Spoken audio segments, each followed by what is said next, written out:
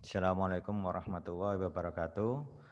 Baik, saya akan melanjutkan pertemuan kuliah minggu keempat nih ya, untuk mata kuliah Matematika dan Statistika Farmasi.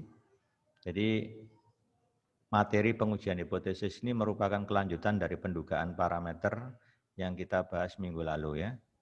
Jadi hipotesis statistik itu merupakan pernyataan sementara tentang sifat atau karakteristik satu atau lebih populasi. Dalam statistika, pengujian hipotesis merupakan bagian penting dalam mengambil keputusan.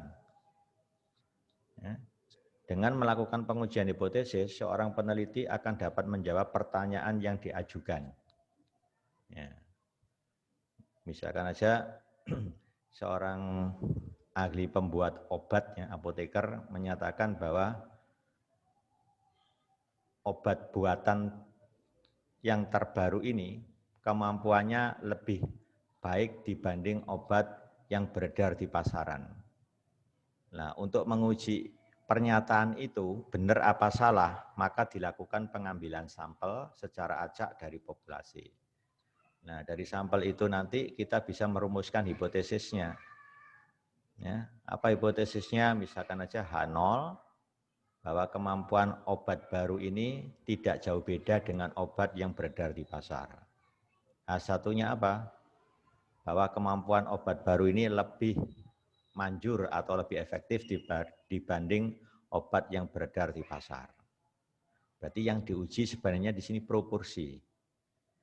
Ya, proporsi itu artinya adalah peluang. Peluang obat baru ini dapat menyembuhkan pasien itu lebih efektif dibanding obat yang beredar di pasar. Ya, gitu ya. Nah, ini termasuk kemampuan membuat obat baru ya dalam menyembuhkan pasien itu lebih efektif, ya gitu ya. Jadi mungkin obat yang beredar di pasar itu kemampuannya hanya 60%, mungkin ini sudah lebih dari 60%. Jadi kemampuan menyembuhkan bisa aja berapa? 80%, mungkin 90%. Nah, itu berarti lebih baik dari yang beredar di pasar. Nah, ini sebagai contoh gambarannya seperti itu. Kebenaran hipotesis secara pasti tidak dapat diketahui. Ya. Kenapa? Karena setiap kita menguji itu selalu mengandung unsur kesalahan. Nah, di bidang farmasi, ya, kedokteran maupun farmasi itu biasanya alfanya kecil. Ya, karena termasuk hubungannya dengan nyawa manusia. Ya, makanya alfanya diusahakan kecil kesalahannya. Kalau kita ingin menguji kasus di bidang kedokteran maupun farmasi ya. Untuk melakukan hal ini sangat tidak efisien apalagi bila ukuran populasinya sangat besar. Ya. Jadi kalau kita melakukan pengujian dengan menggunakan pengamatan seluruh anggota populasi ini sangat enggak mungkin. Pertama biayanya besar, ya toh? Terus meluangkan waktu lebih banyak, ya, jadi menguras tenaga. Ya. Ya, saya ambil contoh kalau populasinya misalkan ada 10.000 kita ambil semua. Biayanya berapa? Untuk ngecek 10.000 anggota populasi tadi. Makanya di dalam ilmu statistika selalu kita ingin menjelaskan sifat populasi atau karakteristik populasi melalui sampel acak yang diambil tadi.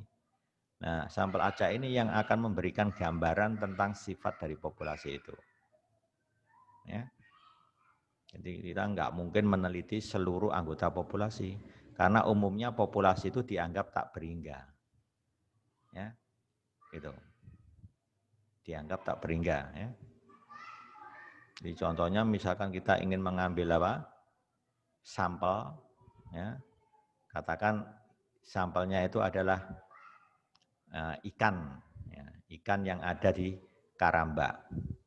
Setiap selesai kita panen, maka karamba itu kita bersihkan, kita isi lagi bibit.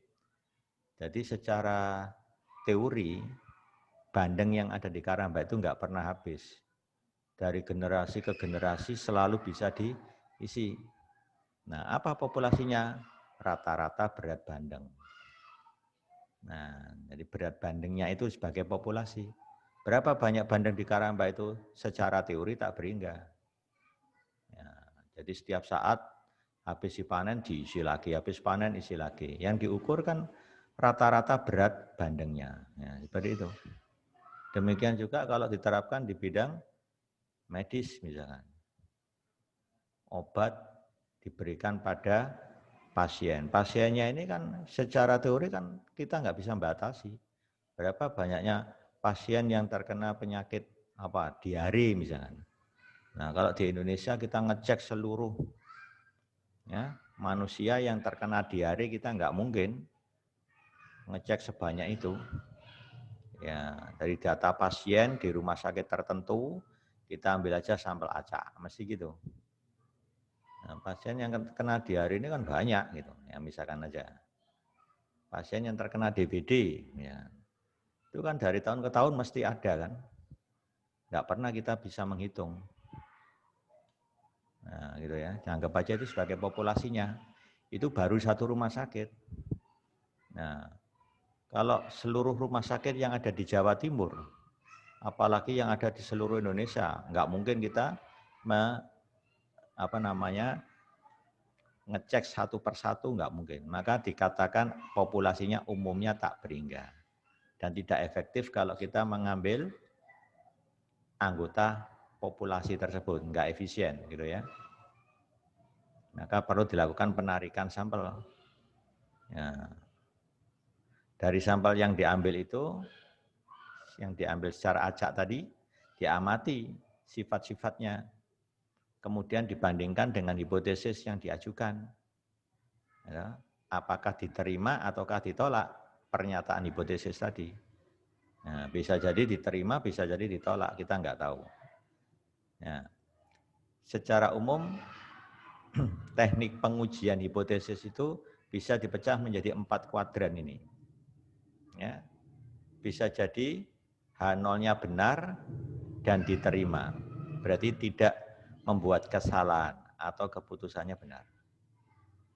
Nah, bisa jadi H0-nya benar tapi kok ditolak. Menolak sesuatu yang benar itu melakukan kesalahan.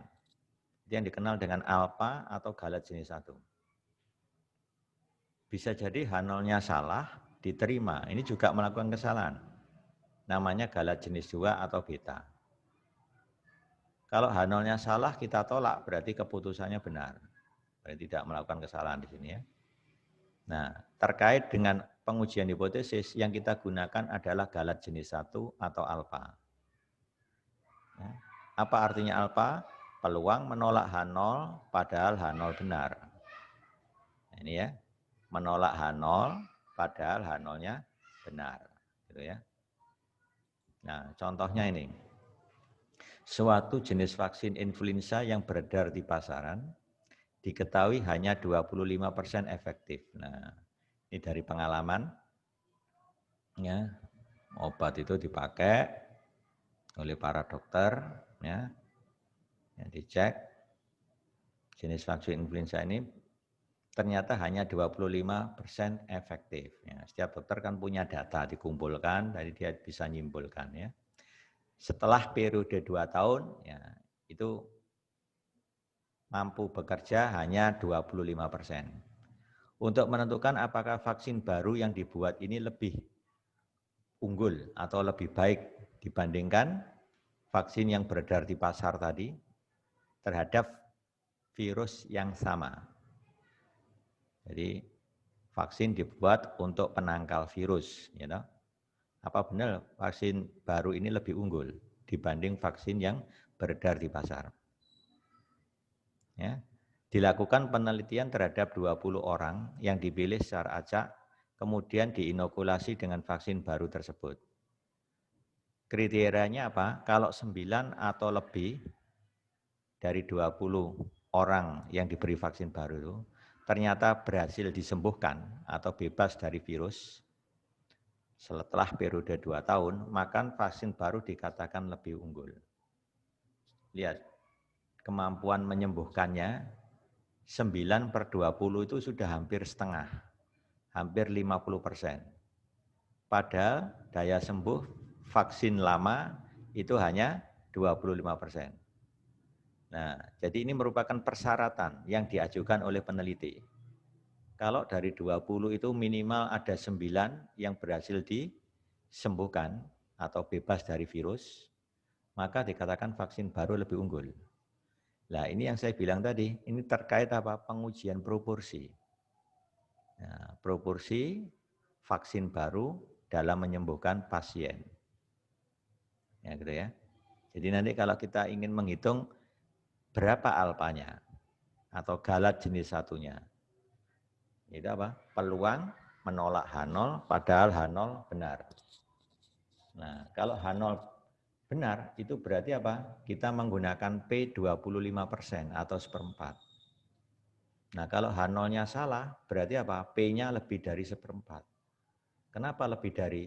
Karena dari ketentuan yang diajukan peneliti, minimal 9 atau lebih berhasil disembuhkan kan? Dari 20 yang dipilih tadi. Ya, berarti apa? Bunyinya nanti H1 P lebih dari seperempat. Hingga kalau kita tulis seperti ini. Apa peluang melakukan galat jenis 1 kan? Apa artinya? Peluang menolak H0 padahal H0 benar. Berarti kan? Ini syaratnya H0 benar. H0 benar itu kan berarti P-nya sama dengan seperempat. Nah, kalau H0 ditolak, itu artinya yang benar siapa? H1 kan? Nah, kalau H1 benar berarti apa? P-nya lebih dari seperempat. Berarti kita menggunakan persyaratan apa? Yang sembuh minimal 9. Nah, berarti X lebih besar atau sama dengan 9. Nah, ini namanya apa? Peluang menolak H0 atau menerima H1. H1 itu apa artinya? Vaksin baru lebih unggul. Ya, jadi P-nya lebih dari seperempat. Ya, jadi kalau kita sesuaikan P lebih dari seperempat, itu artinya vaksin baru lebih unggul. Apa syaratnya vaksin baru lebih unggul? Menurut kriteria peneliti, minimal 9 berhasil dibebaskan dari virus. Gitu loh.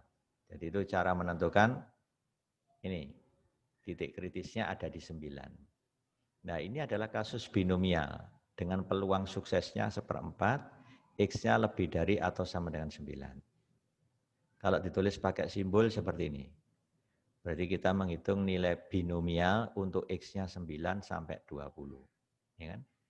X lebih besar atau sama dengan 9 itu kan berarti minimumnya 9, maksimumnya 20. Nah, ini harus diubah menjadi komplement.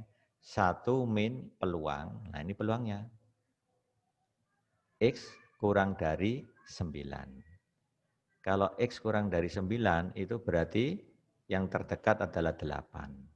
Jadi ini tidak lain peluang X kurang dari atau sama dengan 8. Ingat waktu kita belajar distribusi probabilitas ya, pertemuan kedua, gitu ya. Nah, ini tinggal baca tabel binomial di mana N-nya 20, P-nya seperempat, R-nya 8. Nanti langsung ada hasilnya sekian. Sehingga diperoleh alfanya 0,04. 0,0409 ya. Yang kedua, kita disuruh menghitung galat jenis 2 atau beta. Ya, beta ini ya. Tapi di sini ada ketentuan. Jika H0 salah dan yang benar adalah H1. Di mana H1 dikatakan P-nya sebesar setengah. Maka hitung peluang melakukan galat jenis 2, berarti beta. Ya, apa beta itu tadi? Peluang melakukan galat jenis 2. Apa itu? Peluang menerima H0. Nah, menerima 0 ya. Apabila H0 apa? Salah. Perhatikan ya, saya ulang. Jadi beta, peluang menerima H0 padahal H0 salah. Lihat di sini. Nah, ini. Peluang menerima H0 padahal H0 salah. Namanya beta. Nah, kalau kita selesaikan seperti ini. Menerima H0 itu berarti apa? Serum baru tidak lebih baik kan? Kan berarti daya sembuhnya kurang dari 9 kan? Kan berarti serum baru tidak lebih baik. Ya. Padahal H0 salah. Kalau H0 salah yang benar siapa? H1. Bagaimana bunyinya H1? H1-nya P sama dengan setengah. Berarti kita harus menghitung menggunakan P-nya setengah. Nah, ini berarti pakai binomial. Kalau peluang X kurang dari 9, yang paling dekat adalah 8. Jadi ini dihitung pakai peluang X lebih kecil atau sama dengan 8 dengan syarat P-nya setengah. Gitu ya. Nah, ini langsung buka tabel binomial, di mana N-nya 20, P-nya setengah, R-nya 8, nanti keluar nilainya ini. 0,2517. Ya. Lihat tabel statistik. Ya, di mana ini binomial ya. Nah, kita tinggal cek yang N-nya 20. Nah, ini N-nya 20 ini sampai 19 ya. Enggak nyampe 20 di sini. Ini Poisson. Nah, yang 20 enggak saya cantumkan, jadi ngitungnya kita menggunakan software Minitab ya. Nah, untuk contoh kasusnya kebetulan diambil N-nya 20. Ini yang Minitab enggak saya peragakan di sini ya. Ya, itu cara ngitungnya seperti itu. Ya. Ini tidak saya peragakan. Jadi untuk N20 itu mestinya ada di sini di tabelnya, hanya dibatasi N-nya 19. Sebenarnya ada yang N20, cuma enggak saya cantumkan di tabel ini ya. Nah, itulah prinsipnya kalau kita ingin menghitung beta atau galat jenis 2. Nah, oke, saya lanjutkan sekarang ke ini. Pengujian hipotesis itu cara penulisannya ada 3. Ya. Yang pertama adalah ini. H0-nya theta sama dengan theta 0. Theta di sini itu adalah parameter populasi. Wujudnya bisa rata-rata, berarti tetanya berubah jadi mu. Bisa proporsi, tetanya berubah jadi P. Contohnya mana? Ya ini tadi. Ini kan sebenarnya menguji P. No, P yang diuji. Proporsi vaksin baru dapat menyembuhkan pasien. Nah, ya kan? Jadi theta ini bentuk umumnya. Ya. Nah, ini namanya uji satu arah sebelah kanan. Di sebelah kanan, karena tetanya lebih besar theta 0. Theta 0 itu adalah nilai yang kita uji. Ya, misalkan tetanya sebesar 10. Nah, berarti H1-nya tetanya lebih besar dari 10. Cara kedua menggunakan uji satu arah juga tapi sebelah kiri. Dilihat dari sini, theta kurang dari theta 0. Jadi andaikan ini sumbu theta, ini ada nilai theta 0, kurang dari theta 0 berarti posisinya ada di kiri. Lebih dari theta 0 berarti posisinya dari kanan. Nah, makanya ini disebut uji satu sisi kanan. Uji satu sisi kiri. Dan yang ketiga adalah dua arah. H0-nya theta sebesar theta 0, lawannya H1, theta tidak sama dengan theta 0. Kalau tidak sama dengan theta 0, boleh di sebelah kirinya, boleh sebelah kanannya. Kan berarti dua arah ini. Nah, sekarang makna sebenarnya untuk H0. Kalau H1-nya theta lebih besar theta 0, berarti kan, maka H0 itu sebenarnya komplemennya ini. Komplemennya ini itu apa? Tetanya bisa sama dengan theta 0, bisa kurang dari theta 0. Nah, itu berarti makna yang ada di sini itu gini. Jadi sebenarnya H0-nya ini ada dua pengertian. Tetanya boleh sama dengan theta 0, tetanya boleh kurang dari theta 0, yaitu melawan H1. Nah, kenapa yang ditulis kok sama dengan? Karena ini terkait dengan statistik uji. Ingat, H0 itu dipakai untuk menghitung statistik uji. Makanya selalu ditulis dengan lambang kesamaan. Ya, jadi maknanya sebenarnya secara intrinsik, tetanya bisa lebih kecil theta 0, bisa sama dengan theta 0. Kalau di sini maknanya apa? Melawan ini kan? Berarti bisa sama dengan theta 0, bisa lebih dari theta 0. Itu makna yang dikandung H0 di sini. Kalau yang ini maknanya persis sama dengan theta 0. Gak boleh lebih, gak boleh kurang. Melawan ini kan. Kalau tetanya tidak sama dengan theta 0, maka komplemennya jadi persis sama dengan theta 0. Nah, itu maksudnya yang uji dua arah. Ya. Itu cara penulisan hipotesis. Nah, secara rinci ada 5 tahapan. Pertama, menyatakan hipotesisnya, berarti ada H0, ada H1. Ini saya ambil contoh adalah H1-nya yang satu sisi kanan. Ya kan? Menentukan statistik uji yang digunakan, misalkan pakai uji T, pakai uji Z, pakai uji Chi-square, pakai uji F. Nah, itu ada di sini. Membuat daerah kritis berdasarkan nilai alfa yang diberikan. Nah, baru yang keempat, membuat keputusan.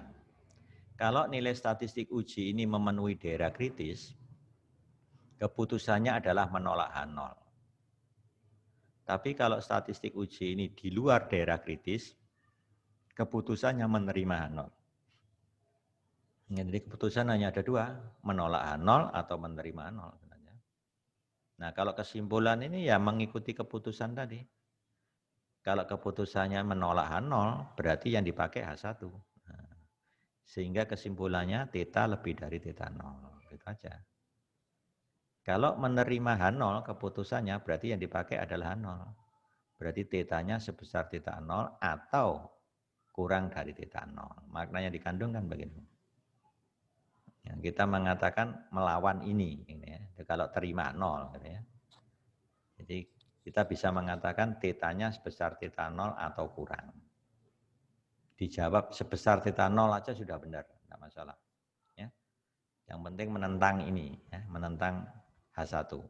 Itu kalau terima H0. Ya. Ya, sekarang kita akan menguji rata-rata dulu. Ya. Konsep menguji rata-rata ini berhubungan dengan masalah apa? Kedokteran. Ya.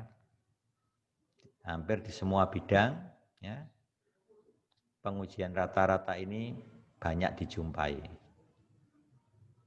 Ya, saya ambil contoh, seorang manajer produksi bahan makanan ingin menguji kandungan zat pengawet, apakah masih di bawah batas toleransi yang dibolehkan.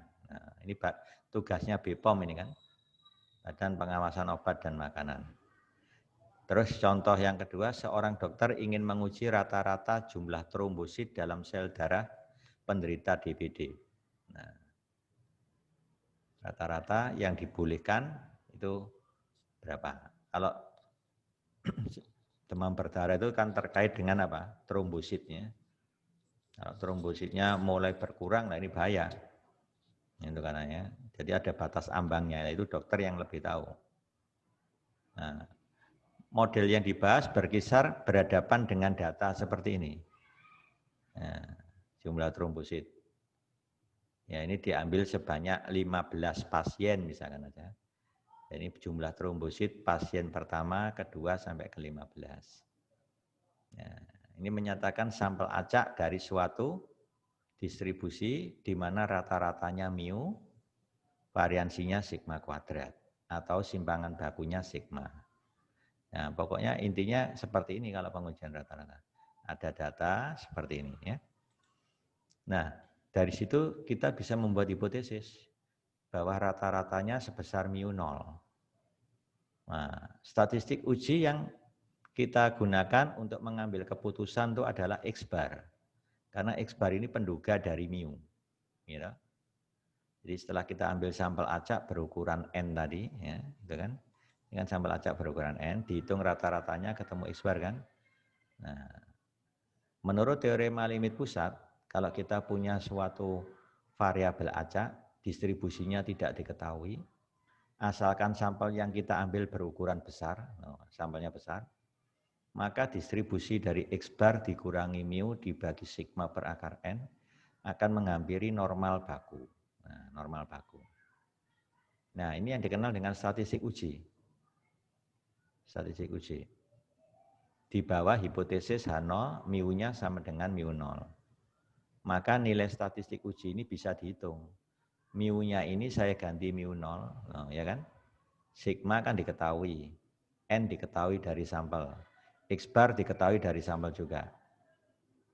Nah, maka setnya sudah ketemu suatu nilai kan? Nah, ini berdistribusi normal baku. Nah, ini yang dipakai untuk memutuskan ya masuk daerah kritis apa tidak, ya gitu kan. Kalau nilai ini masuk daerah kritis, berarti dia masuk daerah gelap. Keputusannya menolak H0. Nah, kalau tidak masuk daerah kritis, berarti masuk daerah terang. Keputusannya menerima H0. Hanya ada 2. Ya.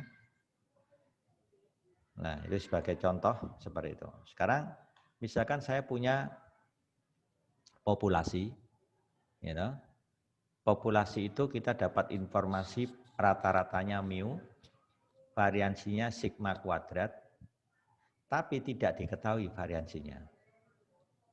Ya, jadi kita punya populasi yang berasal dari distribusi normal, berarti kan rata-ratanya mu, variansinya sigma kuadrat, tapi tidak diketahui. Ya, jadi saya hanya punya data mu-nya saja, variansi tidak tahu. Dan dia berasal dari populasi normal. Kalau dari populasi itu saya ambil sampel berukuran kecil, yaitu N-nya kurang dari 30, maka variabel acak T, rumusnya ini mirip dengan set kan? Ya, kalau set kan menggunakan sigma tadi. Kalau T, X bar min mu dibagi S per akar N, di mana sampelnya kecil. Maka ini akan menghampiri distribusi T dengan derajat bebas N-1. Derajat bebasnya N-1. Kalau sudah ketemu statistik ujinya, maka saya bisa menghitung nilainya. Tinggal menggantikan mu dengan mu 0 di bawah hipotesis 0. Ingat ya, statistik uji itu selalu dihitung berdasarkan H0, bukan H1. Nah, makanya kita dapat suatu nilai ini kan. Nah, ini nanti dicek masuk daerah kritis apa tidak, gitu aja. Intinya begitu ya. Nah, sekarang kita berhadapan dengan 2 populasi, di mana 2 populasi ini saling bebas. Masing-masing tidak diketahui distribusinya, tapi hanya tahu informasi variansinya.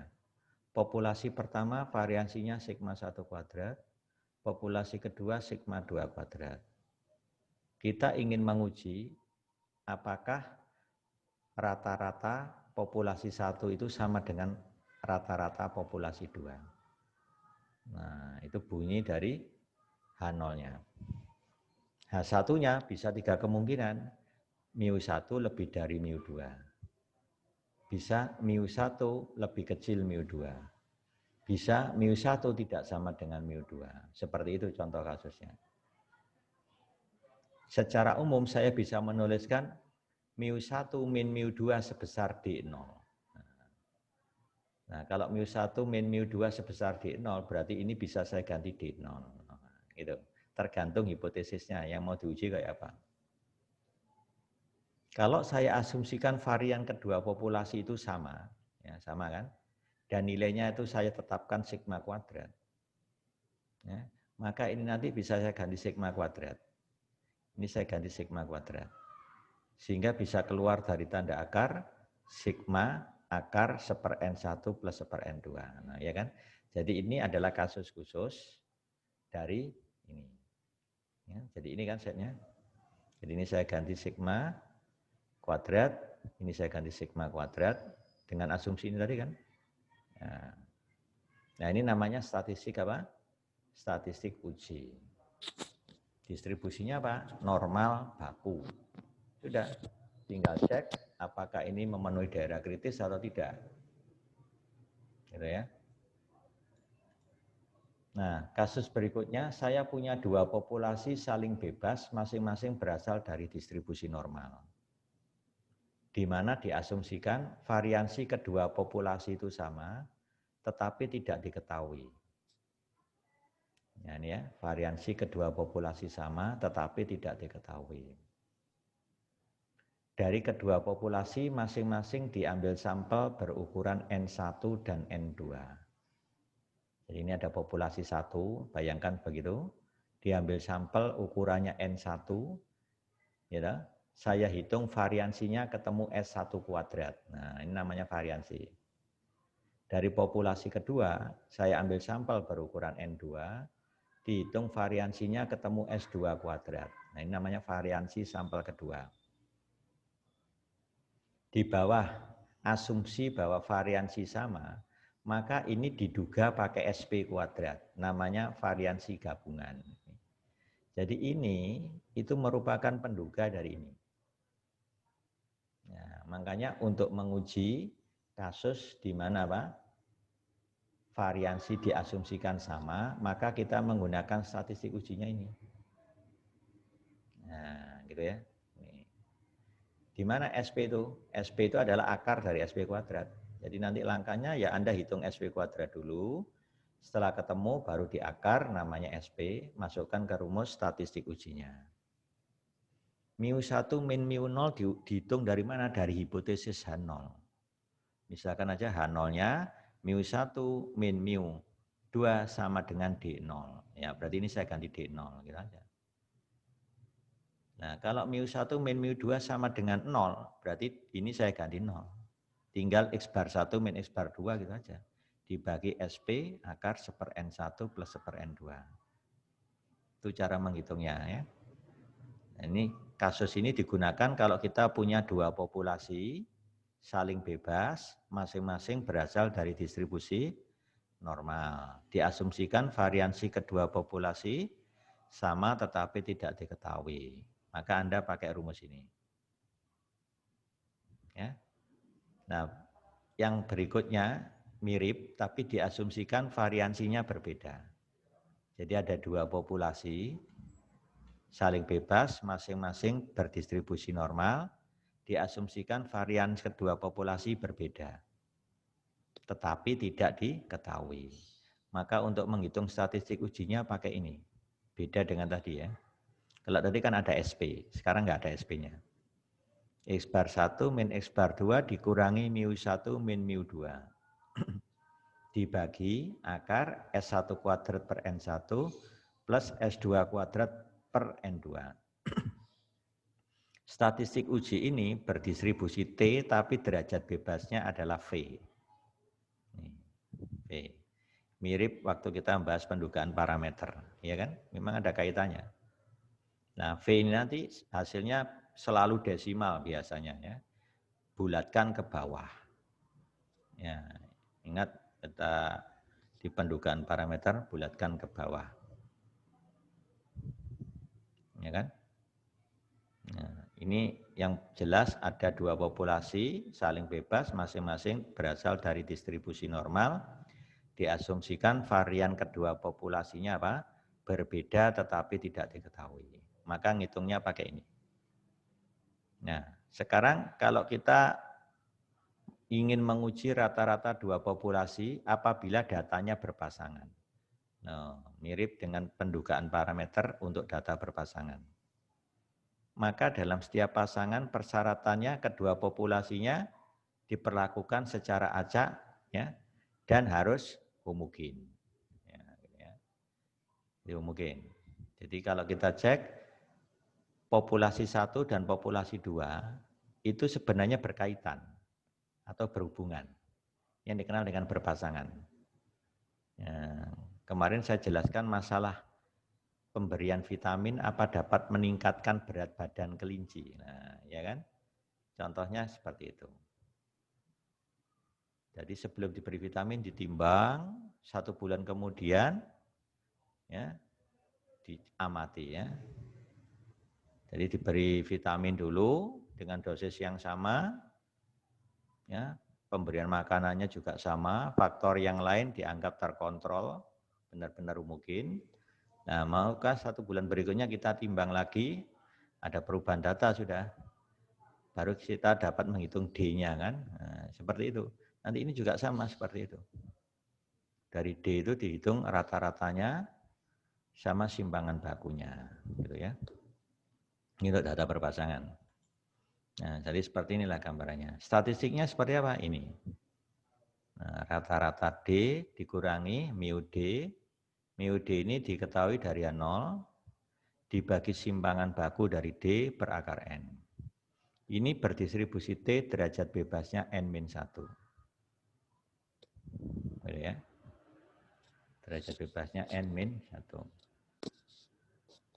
Nah, ini khusus menguji rata-rata loh ya. Jadi yang kita bahas ini menguji rata-rata.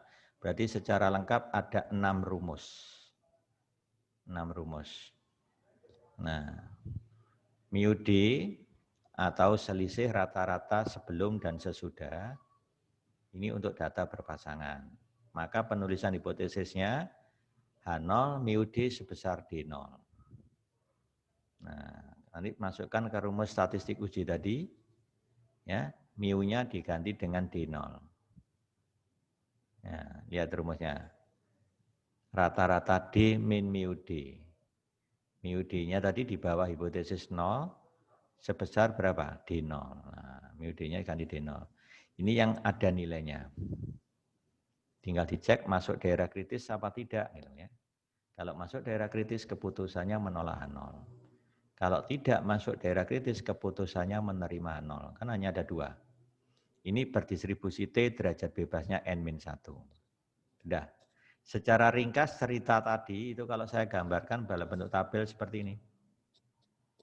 Ya, misalkan saya ingin menguji rata-rata dari suatu populasi sebesar mu0, maka lawannya bisa saya pilih uji sisi kiri. Ya, ini namanya uji sisi kiri. Mu-nya kurang dari mu0. Nah, statistik uji yang digunakan apa? Set. X bar min mu0 dibagi sigma per akar N. Nah, di sini ada asumsi apa? Populasi, distribusinya tidak harus tahu, simpangan bakunya diketahui. Nah, ini kan ada sigma ini, sigmanya diketahui. Sampel yang diambil persyaratannya harus besar, minimal 30. Maka menggunakan uji set. Nah, ingat, mu0 itu diperoleh dari nilai yang diuji. Mu-nya sebesar mu0. Nah, nilai ini tinggal dicek di daerah kritisnya. Nah, daerah kritisnya ini namanya uji satu arah sebelah kiri atau uji sisi kiri. Maka daerah kritisnya set lebih kecil min set alfa. Kalau yang kita uji itu sisi kanan, berarti pakai H1 yang ini, di sisi kanan. Mu-nya lebih besar mu0, maka daerah kritisnya set lebih besar set alfa. Nah, posisinya kanan. Kalau ini untuk dua arah, maka nanti daerah kritisnya set lebih kecil min set alfa per 2. Ingat, kalau ujinya dua arah, selalu menggunakan alfa per 2. Kalau satu arah, nah ini kan satu arah ini arah kiri, ini arah kanan, maka pakai alfa. Ini berlaku umum. Uji satu arah berarti menggunakan alfa, uji dua arah menggunakan alfa per 2. Ingat ya. Ini namanya titik kritis. Min set alfa itu titik kritis, set alfa itu titik kritis. Ini juga sama, titik kritis yang sebelah kiri, ini titik kritis yang sebelah kanan. Nah, gambaran menentukan daerah kritis itu bisa saya jelaskan di sini. Nah, ini namanya uji satu arah sebelah kanan, ditandai dengan H1. Jadi H1 itu penentu daerah kritis. Nah, misalkan distribusinya saya menggunakan set tadi, normal baku. Normal baku itu gambarnya kan gini. Simetri di set sama dengan 0. Loh, ini 0. Nah, karena ujinya satu sisi sebelah kanan, maka titik kritisnya ada di sebelah kanan. Saya misalkan di sini, set alfa. Sebelah kanannya kan berarti daerah yang saya arsir ini seluas alfa. Nah, ini namanya daerah gelap. Yang putih ini daerah terang. Tinggal Anda cek nilai set hitungnya. Nah, set hitungnya yang mana? Set hitungnya yang ini tadi. Nah, ini kan ada nilainya nanti. X bar-nya tahu, mu0-nya tahu, ya kan? Sigma diketahui, N diketahui kan berarti berupa nilai ini. Kalau nilai set ini itu masuk di daerah ini, nah, ya, masuk di daerah gelap. Jadi kalau setnya masuk daerah gelap ini, maka keputusannya menolak H0. Berarti kan daerah kritis itu identik dengan daerah gelap, identik dengan daerah tolak H0. Perhatikan. Daerah kritis atau singkat saja DK itu sama dengan daerah gelap, itu sama dengan daerah tolak H0. Perhatikan itu. Kalau ini daerah tolak nol, pasti yang terang ini daerah terima nol. Gitu aja kan? Hanya dua kemungkinan. Nah, Anda cek aja, oh set saya jatuh di daerah gelap, berarti tolak nol. Kalau tolak nol berarti yang benar siapa? H1. Berarti mu-nya lebih besar mu nol. Gitu aja menyimpulkan. Jadi nggak perlu dihafalkan. Ini pengertian. Awalnya saya bantu gambar, nanti kalau sudah paham nggak perlu gambar gini. Oh ini ujinya apa ini? Satu arah tapi sebelah kanan. Oh berarti set lebih besar set alfa. Nah, ini kan set alfanya di sini. Jadi setnya berada di sini. Ini daerah kritis namanya. Jadi jangan menulis daerah kritisnya set sama dengan set alfa. Langsung fatal itu salah.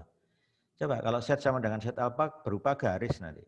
Garis tegak, bukan daerah namanya. Ya. Ini kadang-kadang masih ada yang mahasiswa gak bisa nulis daerah kritis. Ya. Kalau ujinya satu arah sebelah kiri, contohnya ini. Ini kan satu arah sebelah kiri. Mu-nya kurang dari mu 0. Berarti titik kritisnya ada di kiri. Bentuknya di mana? Min set alfa. Nah, ingat ini 0 di sini kan? Nah, kalau tadi set alfa di sini, maka lawannya min set alfa di kiri. Berarti yang diarsir kiri. Ini untuk uji satu arah sebelah kiri. Atau uji sisi kiri. Jadi kalau set Anda nanti jatuh di daerah gelap ini, berarti tolak 0. Masuk daerah terang, berarti terima 0. Gitu aja. Gitu ya. Kalau ujinya dua arah, contohnya ini. Nah, ini dua arah. Mu tidak sama dengan mu 0. Bisa jadi jatuh di sisi kiri, luasnya alfa per 2 kan? Atau di sisi kanan, luasnya juga sama alfa per 2. Ya, ini yang dikenal dengan set alfa per 2. Di sini min set alfa per 2. Jadi kalau ditulis, set kurang dari min set alfa per 2 atau set lebih dari set alfa per 2. Nah ini penjelasan tentang daerah kritis. Dan ini berlaku umum nanti kalau pakai uji T ya begitu juga. Apalagi gambarnya distribusi T dengan set ini mirip sekali. Ini rata-ratanya juga 0 T itu. Nah, makanya persis. Ya lihat ini. Uji satu arah sebelah kiri. No, mirip kan? Tinggal ganti set dengan T. Satu arah sebelah kanan. No, setnya diganti T. Dua arah. No, persis sama. Hipotesisnya juga sama. Yang berbeda apa? Penulisan statistik uji. Ini berbeda, ya kan? Daerah kritisnya berbeda, tinggal ganti setnya dengan T. Ya. Cuma ceritanya di sini apa? Populasinya harus berasal dari distribusi normal. Ingat penjelasan tadi, ya. Ada populasi berdistribusi normal, simpangan bakunya tidak diketahui. Dari populasi itu diambil sampel berukuran kecil. N-nya kurang dari 30. Maka hampiran T ini sangat baik. Ya. Jadi menggunakan uji T bukan uji Z. Hati-hati ya. Ya. Bagaimana kalau kita ingin menguji selisih rata-rata kedua populasi sebesar D0? Jadi pakai Z. Nah, kapan ini digunakan? Kalau kita punya dua populasi saling bebas, distribusinya tidak diketahui, ya, dari kedua populasi itu diketahui variansinya, yaitu sigma 1 kuadrat dan sigma 2 kuadrat. Kemudian kita ambil sampel dari populasi pertama yaitu N1, dari populasi kedua itu N2, syaratnya sampelnya harus besar, minimal 30. Maka distribusi yang cocok menggunakan normal baku. Ya gitu ya. Dan ini pun masih bisa digunakan meskipun variansinya tidak diketahui. Kalau tidak diketahui bagaimana? Variansi populasi 1 diduga pakai variansi sampel. Jadi ini nanti diduga pakai S1 kuadrat, ini diduga pakai S2 kuadrat, masukkan ke sini. Nah, tetap pakai set. Ya gitu ya. Sama ceritanya dengan yang pertama tadi. Nah, ini untuk sampel besar kan ini.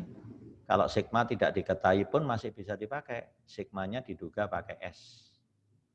Simpangan baku sampel. Gitu ya. Jadi sebenarnya rumus yang ini perluasan dari yang pertama ini. Ini untuk satu populasi, kalau yang ini untuk dua populasi. Itu aja. Lihat, daerah kritisnya enggak berubah sama sekali. Satu arah sebelah kiri, ini. Satu arah sebelah kanan, ini. Dua arah, enggak berubah. Tinggal ininya aja yang penting. Ya. Yang keempat, kita punya dua populasi saling bebas, masing-masing berasal dari distribusi normal. Dengan asumsi variannya sama, tapi tidak diketahui. Nah ini kan. Nah varian yang sama ini diduga pakai SP kuadrat. Nah, varian gabungan kan. Kalau ketemu SP kuadrat sudah dihitung, maka diakarkan ketemu SP. Masukkan ke rumus statistik uji. Ya, yang diuji apa sama? Loh, lihat ini ceritanya, sama persis. Selisih rata-rata kan? Nah. Tapi ini berdistribusi T, derajat bebasnya apa? V1 plus V2 min 2. Ingat waktu kita membahas pendugaan parameter kan ketemu rumus ini juga. Cuma bentuknya selang. Kalau ini bentuknya titik atau nilai.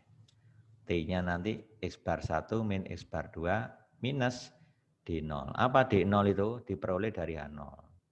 Ingat, semua penghitungan statistik uji itu didasarkan pada H0.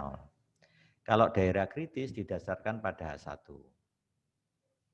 Ya, ingat itu. Sudah? Sekarang kita cek. Daerah kritisnya tidak berubah. Sama ketika kita menguji satu populasi ini. Loh. Sama persis. Ya.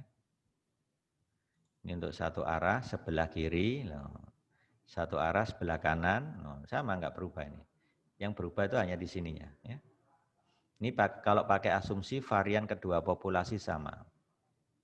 Nah, yang kelima asumsinya apa? Kedua populasi variannya berbeda, tetapi tidak diketahui kan. Nah, ini baru pakai T juga, tapi derajat bebasnya ini. Yang dibulatkan ke bawah itu. Daerah kritis tidak saya rubah, tetap. Nah, kalau datanya berpasangan seperti ini. Seperti ini. Ya, ingat, rumus yang saya ringkas di tabel ini secara umum. Sekarang pertanyaan saya misalkan gini, ada dua populasi saling bebas, perhatikan ya, masing-masing berasal dari distribusi normal. Ya, dengan asumsi apa? Varian kedua populasinya berbeda. Ujilah apakah rata-rata kedua populasi itu sama ataukah berbeda, tidak sama. Nah, ya, ujilah apakah rata-rata kedua populasi itu berbeda, misalkan begitu. Berarti kira-kira hipotesis yang digunakan tuh yang ini, apa yang itu, apa yang itu. Nah, kan ada 3 pilihan. Jadi saya tanya, apakah rata-rata kedua populasi itu berbeda? Nah, gimana cara merumuskan hipotesis yang benar? Kalau ada pertanyaan seperti itu. Gunakan alfa 5% misalkan aja. Kaitannya dengan daerah kritis. Nah, pernyataan saya ini kalau saya tulis hipotesisnya, nanti jadi gini. H0, mu1 min mu2 sama dengan 0.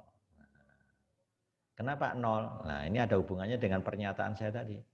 Kan kita disuruh menguji apakah rata-rata kedua populasi itu berbeda. Kalau menurut Anda yang dimaksud rata-rata kedua populasi berbeda itu kan mu1 tidak sama dengan mu2. Betul ya? Itu kan berarti rata-ratanya berbeda. Kalau mu1 tidak sama dengan mu2, itu kan sama saja H1-nya mu1 min mu2 tidak sama dengan 0. Betul enggak? Coba kalau ini saya ganti 0. Min mu2-nya pindah ke kanan. Kan jadi mu1 tidak sama dengan mu2. Nah, berarti hipotesis yang dipakai adalah yang ketiga ini. Nah, tinggal H0-nya apa? Ya komplemennya ini, tinggal mu1 min mu2 sama dengan 0. Dengan sama saja saya menguji mu1 sama dengan mu2. Itu berarti apa? D0-nya diganti 0. Jadi kalau ini saya ganti 0 berarti hilang kan? Jadi statistik ujinya tinggal X bar 1 min X bar 2 dibagi akar S1 kuadrat per N1 plus S2 kuadrat per N2. Begitu. Ya. Nah, sama juga dengan ini kasusnya. Apakah pemberian vitamin dapat meningkatkan berat badan kelinci? Berarti mu nolnya harus saya ganti nol. Lek meningkatkan berat badan itu artinya apa? Pakai yang ini, apa pakai yang itu? Nah, ini harus main logika ini. Lihat, mu D tadi kita definisikan rata-rata sebelum dikurangi rata-rata sesudah. Kalau terjadi peningkatan berat, berarti rata-rata sesudah lebih besar kan dari rata-rata sebelum. Kalau begitu mu sebelum dikurangi mu sesudah harus bernilai negatif kan? Berarti yang dipakai yang ini. Nah, berarti mu nolnya diganti 0. Jadi sama aja saya menguji H1 mu D kurang dari 0. Itu terjadi peningkatan. Ya, gitu ya. Kalau saya pakai yang kedua terjadi penurunan berat. Nah, salah. Mu D lebih besar 0, itu artinya menurun. Mu sebelum malah lebih besar dari mu sesudah, nah, ya kan? Kalau ini berbeda. Ya. Artinya apa? Mu D-nya tidak sama dengan 0. Artinya apa? Rata-rata sebelum tidak sama dengan rata-rata sesudah. Nggak bisa nyimpulkan ini. Ini berarti bisa meningkatkan apa menurunkan, kita belum tahu.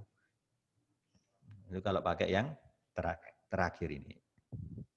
Nah itu contohnya seperti itu ya. Sekarang lihat contoh ini. Perusahaan farmasi Paros yang memproduksi obat jenis tertentu, masa pakainya menghampiri distribusi normal dengan rata-rata 800 hari dan simpangan baku 40 hari. Berarti ini berhubungan dengan populasi, mu-nya 800, sigmanya 40. Sampel acak sebanyak 30 obat jenis tersebut, berarti sampel besar kan? Menghasilkan masa pakai rata-rata 788 hari. Berarti ini dihitung dari sampel, berarti ini X bar. Ujilah hipotesis bahwa masa pakai obat tersebut tidak sama dengan 800 hari. Nah, ini sudah jelas mengarah ke H1 kan ini. Berarti kan penulisan H0 itu selalu menggunakan kesamaan. Sama dengan. Kalau H1 tidak ada unsur sama dengan sama sekali. Contohnya apa? Mu kurang dari mu 0. Loh, kan nggak ada sama dengannya. Mu lebih dari mu 0. Nggak ada sama dengan kan? Mu tidak sama dengan mu 0. Oh, jadi H1 itu nggak boleh ada sama dengan. Yang ada sama dengan itu hanya di H0. Perhatikan.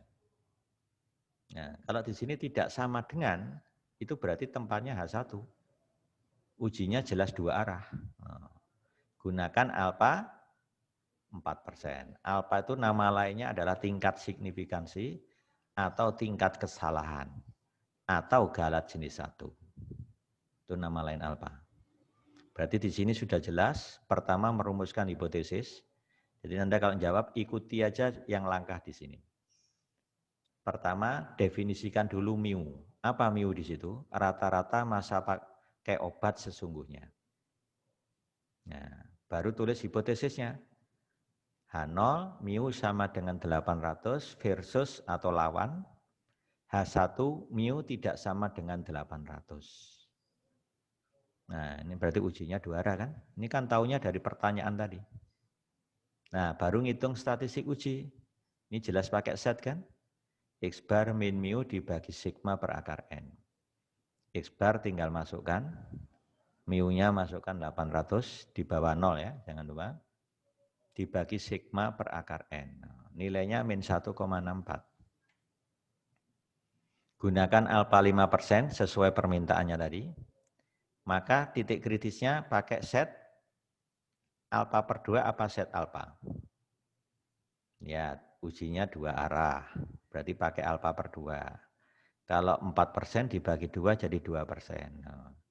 Set 0,02, cara mencarinya seperti kita waktu membahas pendugaan parameter. Ya, berarti komplemennya 0,98. Anda cari 0,98 nanti menunjuk baris sama kolom. Barisnya nanti 2.0, kolomnya 0.06.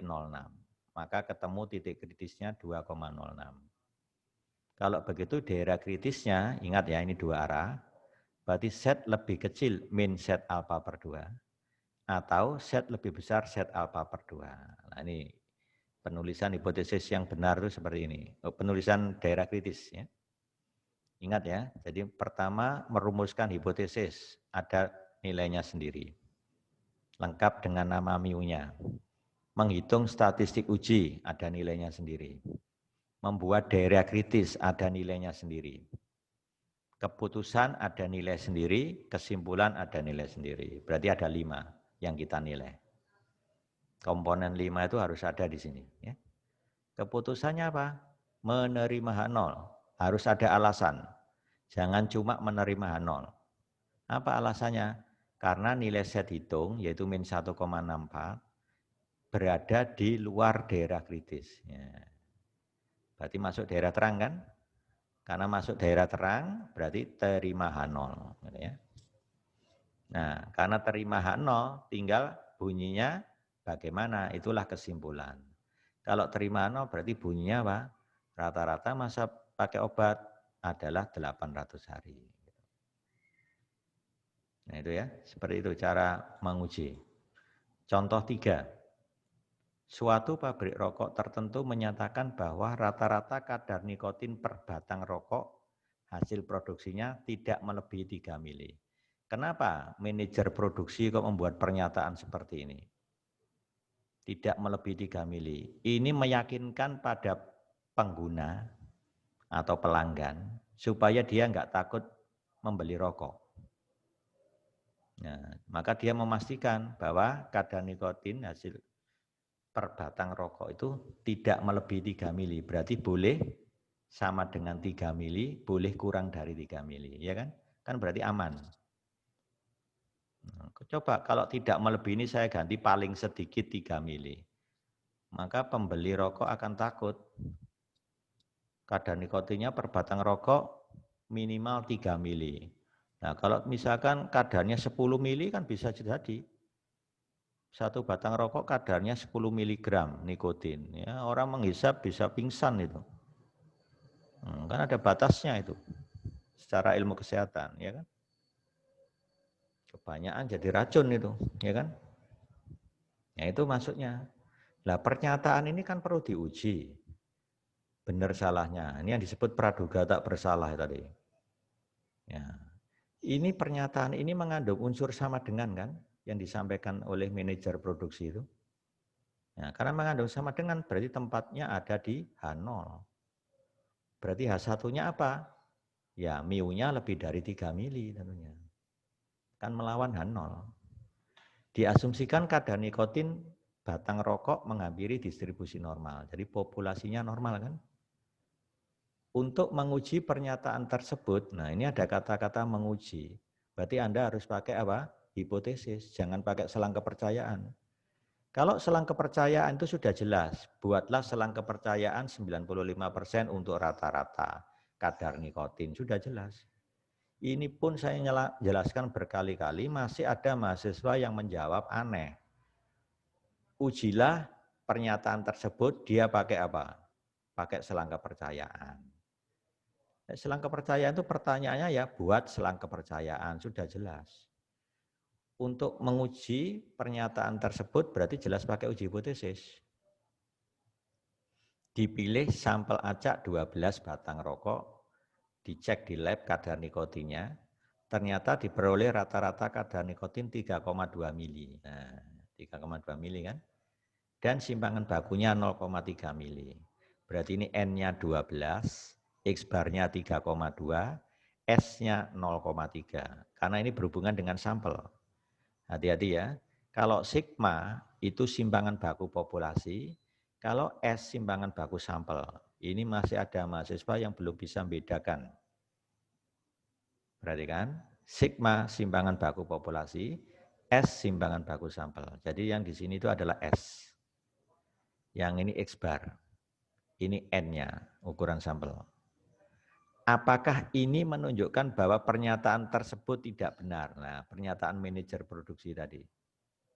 Nah, menyangkal kan? Nah, ujilah dengan alfa 5%. Gitu. Oke, ini arahnya menggunakan uji T apa set ini. Yang jelas pakai uji T, sesuai penjelasan saya tadi. Nah, lihat. Pertama, definisikan mu, rata-rata kadar nikotin per batang rokok sesungguhnya. Hipotesisnya apa? H0, mu sama dengan 3, boleh kurang dari 3. Berarti lawannya apa? H1, mu-nya harus lebih dari 3. Ini menyangkal H0. Nah, dengan alfa 5% diperoleh titik kritis T alfa. Nah, pakai T alfa. Kenapa? Karena ujinya satu arah sebelah kanan atau uji sisi kanan. Nah, kan pakai alfa. Derajat bebasnya 11. Dari mana 11? N-1. Nah, N-1 kan derajat bebasnya. Ini tinggal buka tabel T, derajat bebas 11, alfanya pilih 0,05, nanti irisannya baris kolom adalah 1,796. Berarti daerah kritisnya apa? H0 ditolak jika T lebih dari 1,796. Lihat. Ya. Kan tadi daerah kritisnya T lebih besar T alfa. Nah ini T alfanya ini. Karena apa? Ujinya satu sisi kanan. Nah, T lebih besar T alfa. Nah ini sudah masuk penilaian sendiri, daerah kritisnya sudah sempurna. Ya. Dilengkapi dengan H0 ditolak jika T lebih dari. Nah ini buat daerah kritis yang lengkap seperti ini. Ya. Baru ngitung statistik uji. T sama dengan X bar min mu, mu-nya diganti mu 0. Nah, berapa besarnya? 3. Nah, dibagi S per akar N. Nah, S-nya 0,3. Ya, kan diketahui dari soal tadi. N-nya 12. Ini dihitung ketemu 2,309. Tinggal cek. Nilai ini itu memenuhi daerah kritis itu apa enggak? Iya kan? Ini kan jelas memenuhi itu. Berarti masuk daerah gelap. Daerah gelap tadi identik dengan daerah tolak H0. Jadi keputusan kita adalah H0 ditolak. Karena nilai T, T-nya berapa? Di 2,309 memenuhi daerah kritis. Gitu aja jawabnya. Baru kesimpulannya apa? Kesimpulannya ya berdasarkan pada tolak H0. Tolak H0 berarti yang dipakai adalah H1. Oh, rata-rata kadar nikotinnya lebih dari 3 mg. Berarti apa? Pernyataan manajer tadi tidak benar. Oh, rata-rata kadar nikotinnya melebihi 3 mili kok. Nah, bagi orang yang mengerti statistik, dia tidak akan membeli rokok. Kalau tahu begitu. Nah, ini bahaya ini. Lebih dari 3 mili kok ya. Bisa jadi 10 miligram. Orang menghisap tahu-tahu pingsan. Nah, nggak bisa disalahkan. Nah, itu namanya hubungannya dengan statistik itu di situ.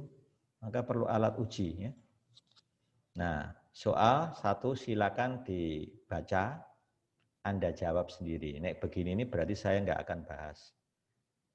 Nah, cuma saya hanya mengarahkan saja. Ya. Ini kira-kira menggunakan dari 6 rumus tadi pakai rumus yang mana? Ingat, rumus pertama menggunakan set. X bar min mu dibagi sigma per akar N. Rumus kedua menggunakan uji T. X bar min mu dibagi S per akar N. Rumus ketiga menggunakan uji Z. X bar 1 min X bar 2 dikurangi D0 dibagi apa? Akar sigma 1 kuadrat per N1 plus sigma 2 kuadrat per N2. Ya.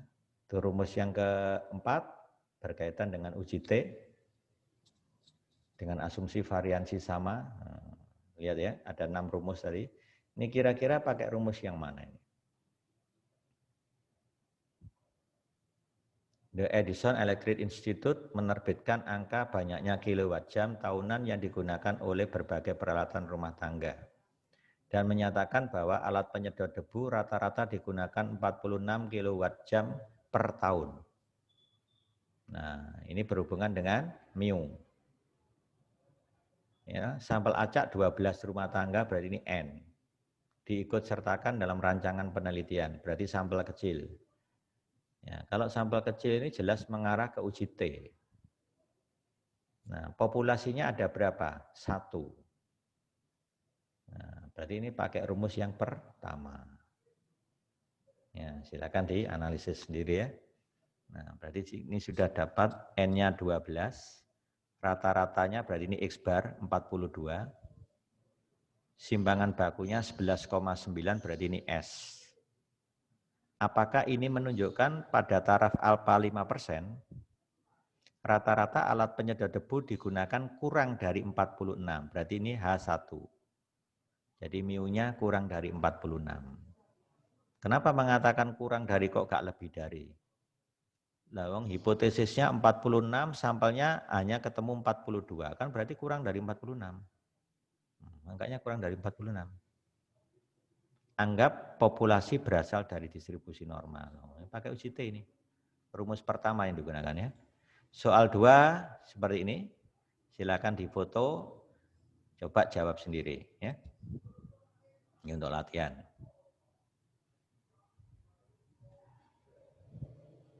Oke, sekarang contoh 4. Percobaan dilakukan untuk membandingkan keausan karena gosokan 2 bahan yang dilapisi. Sebanyak 12 potong bahan 1 diuji dengan memasukkan tiap potong bahan ke dalam mesin pengukur aus. Aus itu rusak. Ya. Selanjutnya 10 potong bahan 2 diuji dengan cara yang sama. Jadi di sini ada 2 populasi, bahan 1 dan bahan 2. Ya, uji keausan bahan. Ya. Jadi ada bahan yang dilapisi dengan zat, ya, kemudian diuji bahan 1 dan bahan 2, tingkat keausannya. Ya. Dalam proses pengujian diamati dalamnya keausan, dari kerusakan tadi. Sampel bahan 1 menghasilkan rata-rata keausan 85 dengan simbangan baku 4. Berarti ini adalah X bar 1, yang ini adalah S1. Sedangkan sampel bahan 2 menghasilkan rata-rata keausan 81. X bar 2 dengan simbangan baku 5 satuan berarti S2. Ini berhubungan dengan sampel. Dapatkah disimpulkan bahwa dengan tingkat signifikansi 5%, berarti alfanya 5% kan? Keausan bahan 1, berarti kan? Keausan bahan 1 melampaui keausan bahan 2 sebanyak lebih dari 2 satuan. Berarti mu1 min mu2 lebih dari 2. Berarti posisinya harus di H0 apa H1? Pertanyaan ini. Lihat, enggak ada unsur sama dengan di sini. Lebih dari 2 satuan, berarti harus tempatnya H1 ini. mu1 min mu2 lebih dari 2. Anggap kedua populasi menghampiri distribusi normal dengan variansi sama tetapi tidak diketahui. Ini jelas pakai rumus yang keempat. Pakai SP kuadrat itu. Nah ini jawaban lengkapnya. Definisikan dulu mu1 min mu2. Selisih rata-rata keausan bahan 1 dan bahan 2 sesungguhnya. Ini hipotesisnya. Jangan sampai salah merumuskan ini. Ini kan tempatnya H1 tadi. Nah berarti H0-nya melawan H1. Bisa sama dengan 2, bisa kurang dari 2. Gitu ya. Gunakan alfa 5%. Karena ujinya sisi kanan, berarti pakai T alfa. Derajat bebas 20. Dari mana 20 ini? 20 dari mana? N1 ditambah N2 min 2. Kita cek berapa tadi N1-nya? 12 potong bahan 1. N1 kan? 10 potong bahan 2 berarti N2. 12 ditambah 10 kurangi 2. Kan ketemu 20. Buka tabel T. Derajat bebas 20, alfa 5% ketemu sekian. Berarti daerah kritisnya H0 ditolak jika T lebih dari T alfa. Karena satu sisi kanan. Sudah lengkap daerah kritis. Nah, mulai proses menghitung. SP kuadrat dulu yang dihitung. Ini kan? Tinggal masukkan, rumus ditulis, komponen diisi lengkap, baru hasilnya. Ini jangan dibulatkan jadi 20, biarkan aja. Ini mungkin sudah saya bulatkan, saya nggak tahu ini ya. Kalau misalkan nanti ada 5 desimal, cantumkan 5 desimal. Itu lebih baik. Habis itu di akar, nanti akan ketemu SP. 4,4 loh ini. Ini sampai berapa? 5 desimal. Biar lebih teliti ya. X bar 1 tadi 85, X bar 2-nya 81, D0 tadi di bawah hipotesis 0, mu 1 min mu 2 sama dengan D0. D0-nya 2. Nah, ternyata setelah dihitung ketemu 1,04. Nah, apakah ini memenuhi daerah kritis? Daerah kritisnya tadi T lebih besar 1,725. Ya, sedangkan T hitung kita 1,04. Ternyata di luar daerah kritis kan? Nah, ini 1,725. Hitungannya hanya 1,04, berarti di luar daerah kritis, berarti masuk daerah terang.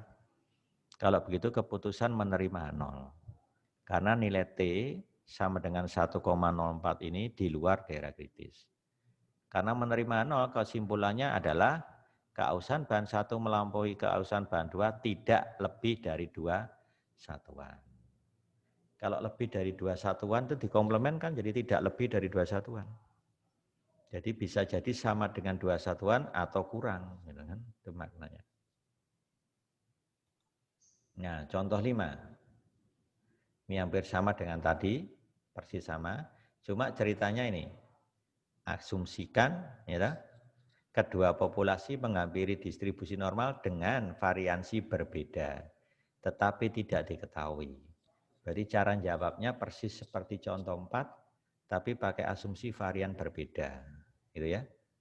Kalau variannya berbeda berarti kita menggunakan rumus kelima. Ya kan? Jadi V dulu dihitung. Nah ini yang sering salah itu ngitung V ini. Ini harus latihan. Kalau nggak latihan nggak bisa nanti. Ini selalu bulatkan ke bawah ketemu 17. Baru bisa buat daerah kritis. Apa daerah kritisnya? H0 ditolak jika T lebih besar T alfa. Ya kan? Cuma T alfanya pakai derajat bebas 17 sekarang. Ya. 17 kan? Alfa 5% ketemu 1,74. Inilah daerah kritisnya. H0 ditolak jika T lebih dari 1,74. Ya, hitung nilai statistik ujinya. Ini pakai rumus kelima tadi. S1 kuadrat jadi 16. Ya, karena S1-nya 4 kan. S2-nya 5 dikuadratkan jadi 25. Ya. Ternyata ketemu 1,022. Apakah ini memenuhi daerah kritis? Tidak juga. Tidak.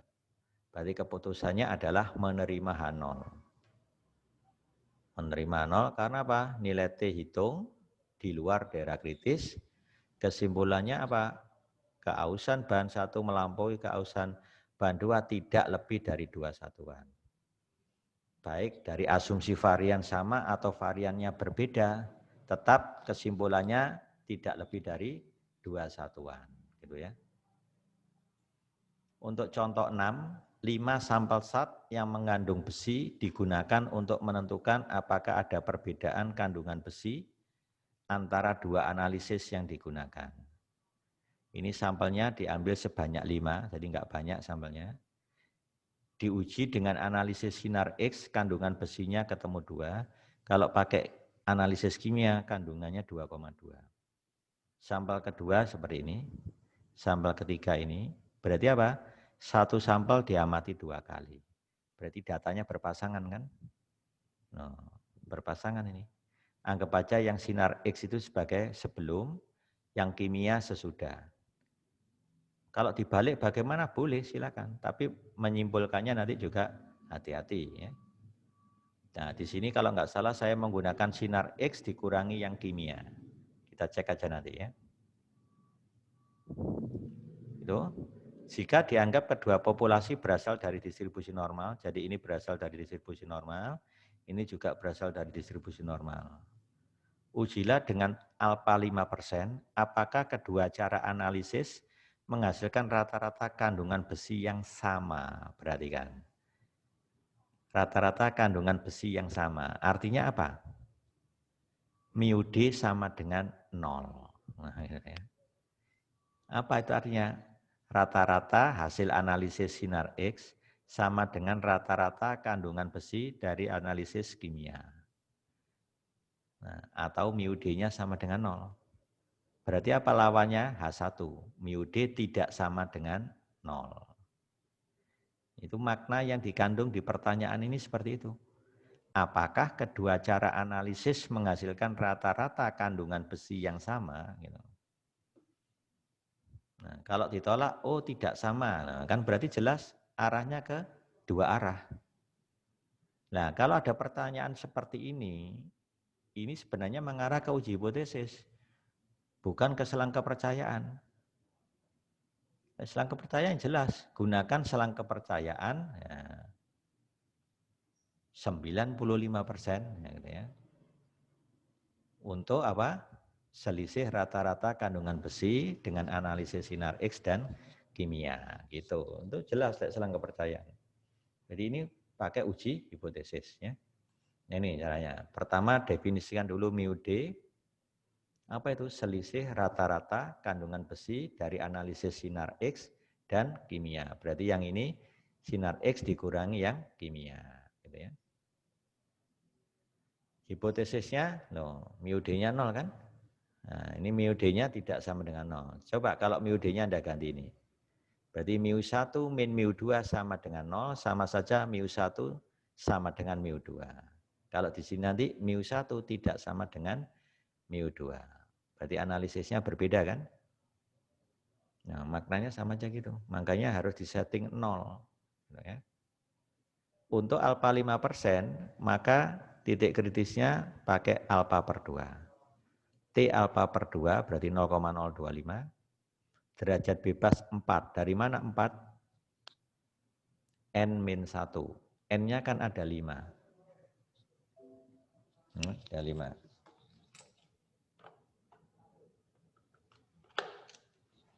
Ya, jadi N-nya ada 5. Nah, nanti ketemu 2,776. Sehingga daerah kritisnya H0 ditolak jika T kurang dari min 2,776. Ini kan min T alfa per 2. Atau T lebih dari T alfa per 2. Ya, ini daerah kritis. Sekarang kita mulai hitung. Dari sinar X kimia kita dapatkan D. Jadi 2 kurangi 2,2. 2 kurangi 1,9. 2,3 dikurangi 2,5. Ya. Yang terakhir D-nya 0. Dari D ini saya rata-rata ketemu min 0,1. Saya hitung simpangan bakunya ketemu 0,1414. Bagaimana cara menghitung simpangan bakunya ini? Ya. Ini ada cara pakai kalkulator, cuma yang saya gunakan contoh bukan menghitung data ini. Ya, sebagai gambaran ini. Ya, saya pakai kalkulator Casio FX 350MS. Kita masuk ke mode simpangan baku, yaitu SD. Anda ketik, tekan mode 2, itu sudah masuk SD. Masukkan datanya. Nah, data yang Anda masukkan bukan data ini. Ya, tapi data yang ada di sini min 0,2, 0,1, min 0,2, min 0,2, 0, yang terakhir 0. Ada 5 pengamatan kan? Nah, itu masukkan di sini. Ya, min 0,2 tekan M+. Ya, habis itu apa? Min 0,1 tekan M+ lagi sampai ada 5 pengamatan. Ya, untuk mengeluarkan rata-rata tekan Shift SVAR, ya, kemudian pilih angka 1, akhiri sama dengan, itu sudah X-bar-nya. Dalam hal ini nilai D rata-rata. Nah, ini. Kalau simpangan baku SD lewat sini. Shift SVAR, pilih angka 3. Loh, yang ada indeks N-1, jangan yang ini. 3, baru sama dengan, itu namanya SD. Gitu ya, itu caranya seperti itu. Silakan ini Anda foto, ya, nanti peragakan dengan kalkulator cara ngitungnya ya. Nah, gitu ya. Nah, nanti akan dapat nilai T-nya min 1,5814. Sudah? ternyata nilai ini memenuhi daerah kritis apa tidak? Jawabnya tidak. Nah, kita bisa lihat, tadi kan T lebih kecil min 2,776 atau T lebih dari 2,776. Padahal T yang kita hitung tadi min 1, berarti masuk daerah terang kan? Kalau Anda buat garis bilangan lebih kelihatan. Min 2,776 kurang dari ke kiri. Atau T lebih dari 2,776 ke kanan. T hitungnya ada di antara itu. Nah, berarti masuk daerah terang. Ya, di antara kan? Berarti menerima H0. Tinggal bunyinya apa? Kedua cara analisis menghasilkan rata-rata kandungan besi yang sama. Jadi yang dipakai H0. Nah, ini kedua analisis menghasilkan rata-rata kandungan besi yang sama. Gitu. Ini kan MIUD-nya Anda ganti nih, ya, supaya lebih jelas kelihatan. Nah, sekarang pengujian proporsi. Ya. Jadi ini saya ceritakan langsung aja bentuk tabelnya untuk pengujian proporsi. Nah ini, jadi pengujian proporsi satu populasi itu seperti ini, kalau saya ringkas. Ya. H0, P sebesar P0, ini proporsi yang diuji. Lawannya H1 P kurang dari P0, berarti ini uji satu arah sebelah kiri atau uji sisi kiri. Ingat distribusinya menggunakan set, yaitu normal baku. Gambarnya tadi begini kan, lihat daerah kritisnya tidak berubah. Ketika saya menguji rata-rata maupun menguji proporsi sama. Uji satu arah sebelah kiri, berarti titik kritisnya min set alfa. Nah, set kurang dari min set alfa. Uji satu arah sebelah kanan, berarti titik kritisnya set alfa. Berarti set lebih besar set alfa. Uji dua arah, sama persis, tidak berubah daerah kritis. Nah, saya ambil contoh, uji satu sisi sebelah kiri. Berarti P kurang dari P0 kan? Maka rumus statistik ujinya ini. P topi, apa nih? Penduga proporsi sukses yang diperoleh dari X per N. X banyaknya sukses, N ukuran sampel. Ya, jadi P topi dikurangi P0. P0-nya berapa? Ya, tinggal diuji di P sebesar berapa? Misalkan 0,6, berarti ini ganti 0,6. Ya, gitu aja. P0, Q0 diperoleh dari ini kan. 0,6 dikalikan Q0-nya jadi 0,4. Per N, misalkan N-nya 100. Ya, ketemu kan nilai set. Tinggal cek memenuhi ini apa enggak. Gitu. Kalau memenuhi ini berarti keputusannya tolak H0. Berarti yang dipakai adalah ini. Gitu aja. Kalau di luar daerah kritis masuk daerah terang, berarti terima H0 yang dipakai ini. Atau lebih lengkap komplemennya ini. Bisa sama dengan B0, bisa lebih dari B0. Kan komplemen dari ini. Ya gitu ya. Nah, bedanya dengan yang kedua, ini untuk dua populasi. Proporsinya P1 sama dengan P2. Ya, lawannya bisa satu arah sebelah kiri. P1 kurang dari P2. Lihat daerah kritisnya sama. Satu arah sebelah kiri pasti set kurang dari min set alfa. Tinggal rumus setnya aja yang beda. P1 topi dikurangi P2 topi per akar P topi kali Q topi. Perhatikan, P1 topi itu rumusnya X1 per N. P2 topi X2 per N. Jadi X1 banyaknya sukses dari sampel pertama per ukuran sampel pertama. P2 topi banyaknya sukses dari sampel kedua dibagi ukuran sampel kedua. P topi itu penduga proporsi gabungan. Jumlah sukses dari sampel pertama dan kedua dibagi jumlah sampel. Kalau P topi ketemu maka Q topinya ketemu kan? 1 kurangi P topi. Beres sudah. Ini cara ngitung setnya gitu aja. Kalau memenuhi daerah kritis berarti tolak H0 ini. Itu aja. Kalau di luar daerah kritis berarti terima 0 berarti itu. Ya. Contoh, Suatu obat penenang ketegangan saraf diduga hanya 60% efektif. Nah, ini kan berhubungan dengan proporsi. Seorang peneliti bermaksud melakukan percobaan obat penenang jenis baru. Nah, dengan memberikan kepada 100 orang dewasa, berarti ini N-nya, yang menderita ketegangan saraf dan dipilih secara acak. Hasilnya menunjukkan dari 100 orang tadi, 70% efektif. Nah, apakah ini meyakinkan kita bahwa obat penenang jenis baru itu lebih manjur dibanding yang beredar di pasar tadi? Kan kemampuannya hanya 60%, berarti ini bisa lebih dari 60%. Gunakan alfa 5%. Untuk menguji apakah ini merupakan bukti yang cukup untuk menyimpulkan bahwa obat baru lebih manjur dibanding obat yang beredar sekarang. Gitu. Ya, berarti nolnya apa?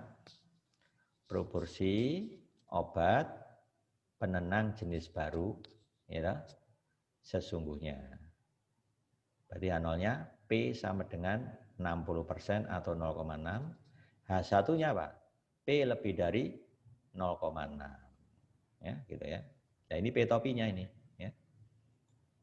Jadi seperti ini. Ya, H0-nya P sama dengan 0,6, lawannya H1 P lebih dari 0,6. Untuk alfa 5%, titik kritisnya ketemu set 0,05. Ya, itu 1,64. Caranya sudah tahu semua ya ini. Berarti daerah kritisnya H0 ditolak jika set lebih dari 1,64. Oke. Statistik ujinya set sama dengan P topi min P0 dibagi akar P0 Q0 per N. Tinggal masukkan P topinya tadi 0,7, P0 berarti 0,6, ya kan? Dibagi akar P0 Q0 per N. Nilainya 2,04. Ternyata nilai ini memenuhi daerah kritis, ya kan? Berarti masuk daerah gelap kan? Keputusannya menolak H0. Karena nilai set memenuhi daerah kritis. Kesimpulannya apa? Karena menolak H0 berarti yang dipakai H1. Proporsinya lebih dari 60%. Berarti apa? Obat penenang jenis baru lebih unggul atau lebih manjur.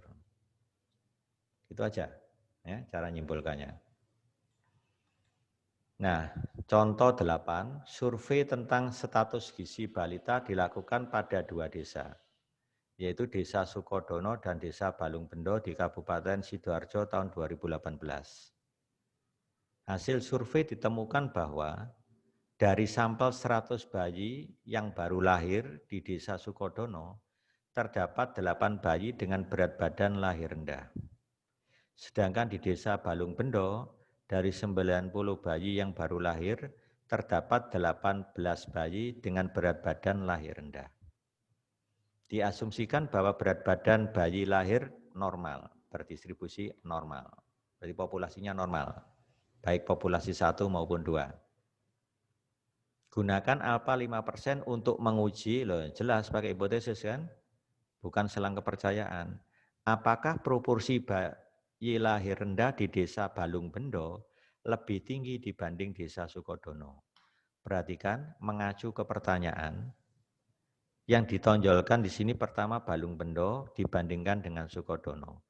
Berarti yang Balungbendo kasih indeks 1, Sukodono indeks 2. Berarti nanti yang P1 proporsi berat bayi lahir rendah di Desa Balungbendo. Sesungguhnya. P2 proporsi berat bayi lahir rendah di Desa Sukodono. Nah, itu harus jelas dulu. Berarti apa? Hipotesis H0-nya P1 sama dengan P2. H1-nya P1 lebih besar P2. Nah, sudah jelas. Ini ya. Boleh juga Anda memisalkan dalam bentuk selisih. P1 min P2 selisih proporsi bayi lahir rendah di Desa Balungbendo dan Sukodono sesungguhnya. Dimisalkan sendiri-sendiri juga bisa. P1-nya seperti yang saya bilang tadi, P2-nya itu. Yang penting pengertiannya tahu P1, P2. Lihat hipotesisnya, P1 sama dengan P2, H1-nya P1 lebih dari P2. Ini tahunya dari pertanyaan tadi kan, lebih dari. Berarti tempatnya di H1. Ini melawan itu. Berarti bisa jadi sama dengan, bisa jadi kurang dari. Gitu ya. Itu makna H0 sebenarnya. Dengan alfa 5%, maka titik kritisnya set 0,05. Karena ujinya satu arah sebelah kanan. Berarti daerah kritisnya H0 ditolak jika set lebih besar 1,64. Ya, perhatikan 1,64. Ya, penduga untuk P1 dan P2 masing-masing adalah P1 topi dan P2 topi. Jadi P1 topinya adalah ini. Ya, ini P1 topi. X1 banyaknya sukses sampel pertama dibagi ukuran sampel pertama. Ini yang balung bendo tadi ya. P2 topinya X2 per N2. Sudah tinggal masukkan ke rumus statistik uji nanti ya. P topinya kita hitung. Penduga proporsi gabungan. Ya kan? Sehingga dapat Q topi. 1 min P topi. Setelah itu masukkan ke statistik uji. Tulis rumusnya. Masukkan komponen masing-masing.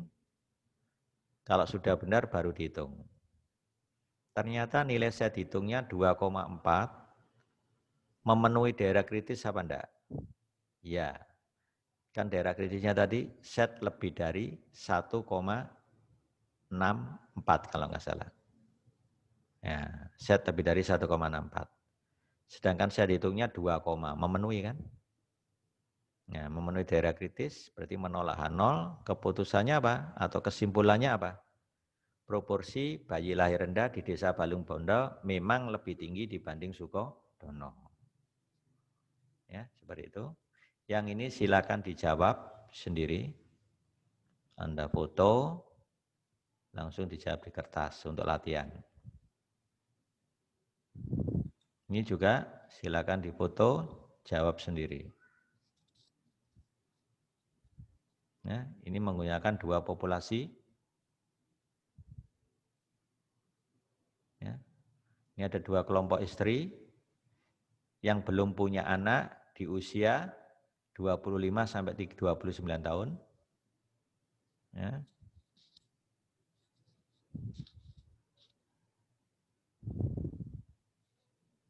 Nah, kemudian ditanyai apakah dia nantinya merencanakan akan punya anak apa tidak ya, gitu ya. Di usia 25 sampai 29.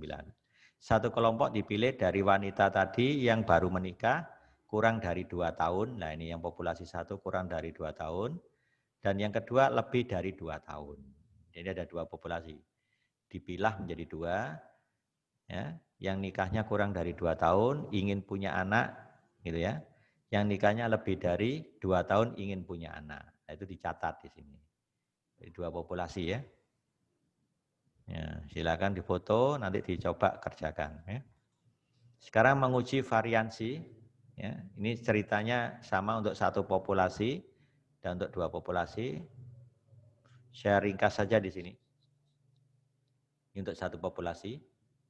Jadi kalau saya punya populasi berasal dari distribusi normal, ya, kita ingin menguji apakah variansi dari populasi itu sebesar sigma 0 kuadrat. Lawannya kurang dari sigma 0 kuadrat. Ya, saya pilih yang ujinya satu arah sebelah kiri. Maka daerah kritisnya adalah C square kurang dari C square 1 min alpha. Nah, kalau yang diuji itu adalah variansinya lebih dari sigma 0 kuadrat, berarti ini ujinya satu arah sebelah kanan. Sebelah kanan ya. Maka daerah kritisnya C square lebih besar C square alpha. Kalau dua arah, maka C square kurang dari C square 1 min alpha per 2, atau C square lebih besar C square alpha per 2. Nanti ini saya jelaskan dengan gambar ya. Saya belum menyiapkan gambarnya, nanti pakai tabel aja. Untuk menguji variansi ini, kita butuh statistik uji namanya C square. Rumusnya sangat mudah diingat, N-1 dikali varian sampel dibagi varian yang diuji. Variansi yang diuji adalah sigma 0 kuadrat. Ini aja. Kalau nilai ini memenuhi daerah kritis, berarti tolak H0 yang dipakai ini, H1. Kalau di luar daerah kritis, berarti masuk daerah terang kan, terima H0 yang dipakai ini. Nah, penjelasannya daerah kritis itu saya ambil gambarnya distribusi Chi-square. Nah, seperti ini Chi-square ini gambarnya. Nah, kalau ujinya satu arah sebelah kanan berarti apa? Variansinya lebih besar sigma 0 kuadrat kan? Lihat, mengacu pada H1 ya untuk membuat daerah kritis. Jadi sigma kuadrat lebih besar sigma 0 kuadrat. Itu H1-nya. Maka titik kritisnya itu adalah Chi-square alpha. Berada di sebelah kanan. Kalau sigma kuadrat kurang dari sigma 0 kuadrat berarti sebelah kiri. Nanti di sini. Chi-square 1 min alpha jadinya. Luas totalnya kan 1. Luas yang di sebelah kiri ini alpha. Berarti yang putih ini luasnya adalah 1 min alpha. Maka ditulis Chi-square 1 min alpha. Itu kalau ujinya satu arah sebelah kiri. Nah, kalau satu arah sebelah kanan ya seperti ini gambarnya. Jadi titik kritisnya ada di kanan, namanya Chi-square alpha. Ingat, selalu menggunakan konsep di sebelah kanannya. Ya, waktu kita membahas pendugaan parameter kan selalu di sebelah kanan titik kritisnya. Ya. Jadi daerahnya itu di sebelah kanan titik kritis. Ini namanya titik kritis. Berarti nanti apa daerah kritisnya? H0 ditolak jika Chi-square-nya lebih besar Chi-square alpha. Jadilah seperti ini. Nah, Chi-square-nya lebih besar Chi-square alpha. Ini untuk uji satu arah sebelah kanan. Kalau satu arah sebelah kiri, berarti titik kritisnya nanti ada di sebelah kiri sini. Namanya Chi-square 1 min alpha. Karena luas daerahnya di sini adalah alpha. Jadi ini adalah daerah gelapnya. Kalau satu arah sebelah kiri. Berarti yang putih luasnya 1 min alpha. Jadi makanya nulisnya Chi-square 1 min alpha. Berarti apa daerah kritisnya? H0 ditolak jika Chi-square-nya lebih kecil Chi-square 1 min alpha tadi. Jadi ada gambar arsiran lagi, yang luasnya ini alpha, sehingga yang putih luasnya 1 min alpha, titik kritisnya Chi-square 1 min alpha. Daerahnya masuk sini. Sehingga dapat gambar seperti ini. Nah, ini ya. Chi-square kurang dari 1 min alpha. Kalau dua arah berarti memadukan dua ini. Nah, cuma alpanya diganti alpha per 2. Nah, gitu aja. Jadi nanti Chi-square kurang dari Chi-square 1 min alpha per 2, ya kan? Atau Chi-square lebih dari Chi-square alpha per 2. Dipadukan dua-duanya. Itu untuk satu populasi, syaratnya populasinya harus normal. Kalau yang kedua ini, kita ingin menguji apakah variansi kedua populasi itu sama. Ataukah lebih kecil, atau lebih besar, atau tidak sama dengan. Nah, ini artinya apa? Variansinya berbeda. Kalau ini variansi 1 lebih kecil variansi 2. Ini lebih besar. Lihat, satu arah sebelah kiri. F kurang dari F1 min alpha. Persis dengan ini, sama. Tinggal ganti lambang Chi-square dengan F. Ya, gitu ya. Ini satu arah sebelah kanan. Berarti F-nya lebih besar F alpha. Nah, sama kan, tinggal ganti Chi-square dengan F. Kalau dua arah, perpaduan ini dengan itu. Tinggal ganti alfanya alfa per 2.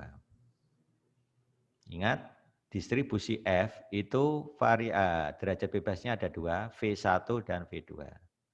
V1 derajat bebas pembilang, N1-1.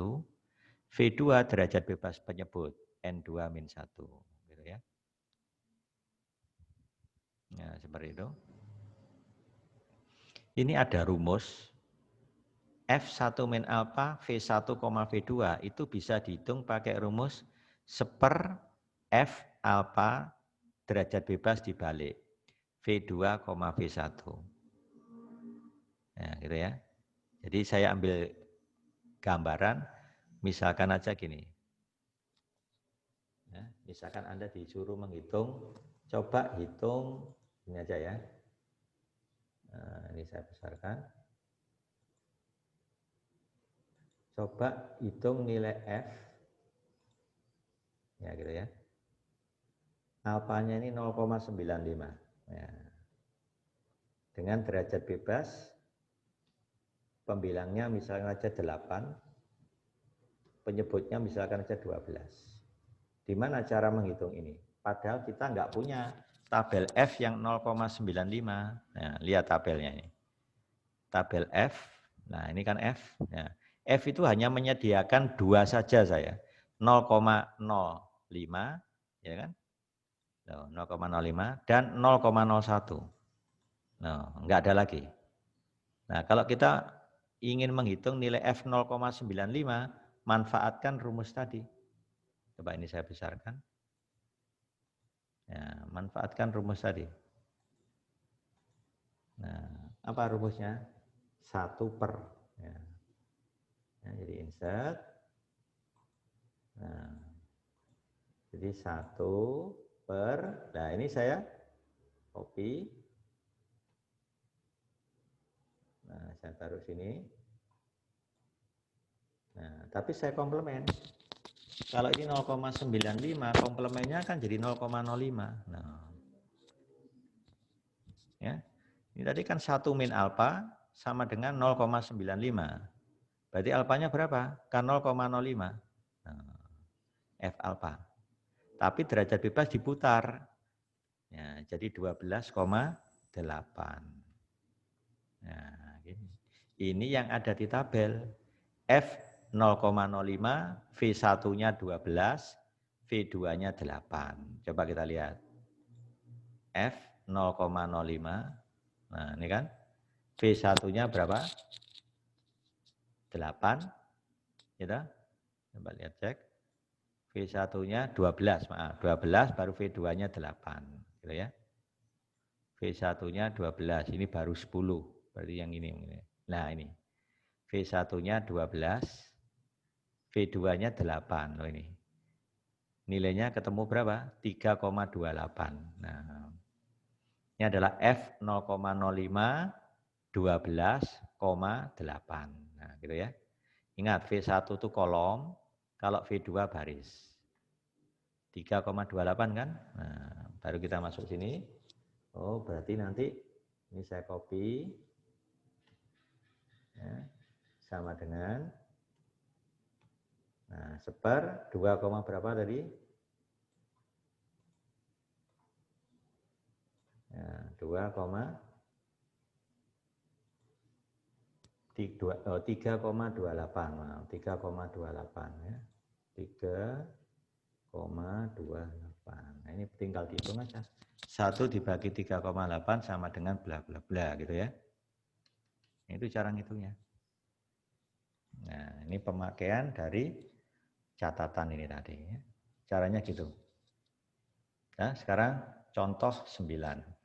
Sebuah perusahaan farmasi Seneca menyatakan bahwa daya kerja obat tertentu hasil produksinya berdistribusi normal. Nah, jadi daya kerja obatnya itu berasal dari distribusi normal dengan simpangan baku 0,9 menit. Berarti ini sigmanya.